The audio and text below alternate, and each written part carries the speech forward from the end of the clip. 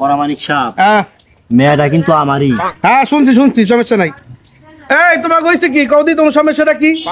Chairman সাহেব চাউলটা কিন্তু আমারই, বিষয়টা একটু ভালো মতো করে আরে তুমি এত কথা কইতেছো, আমরা আছি তো দেখতেছি বিষয়টা কি করা যায়, সুস্থ স্বাভাবিক সবকিছু করে দেব। একটু বাঁচানোর চেষ্টা হ্যাঁ করুন। অবশ্যই তুমি কথা কইও না, আমি আছি।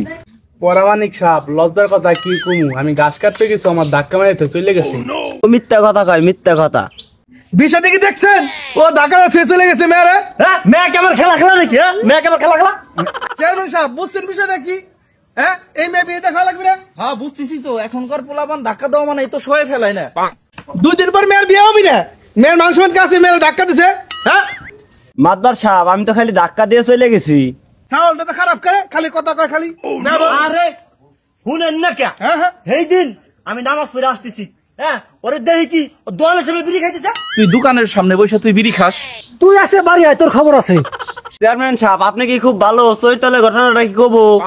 মনে হয় তুই বাদি রাখছাস। এই পরামানিক সাহেব আপনি কিছু কর না কে? তোর দাদা দেখলে আমাকে সম্মান করতো, তুই চেয়ারম্যান সাহেবকে অপমান করস, এত বড় সাহস তোর?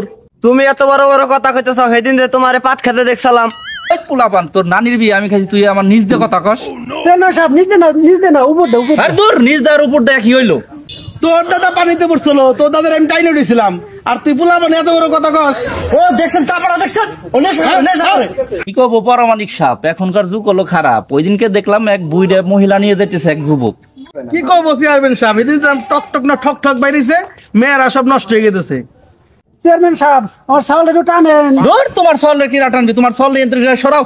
এই চেয়ারম্যান সাহেব পোলাবান সারা শেষ মাইনা পোলাবান বিয়ে করে দেন। ওই তুই কোনে যাস? ওই ধর রে, ওঠ, তো সালিশ দেখাই দিছি।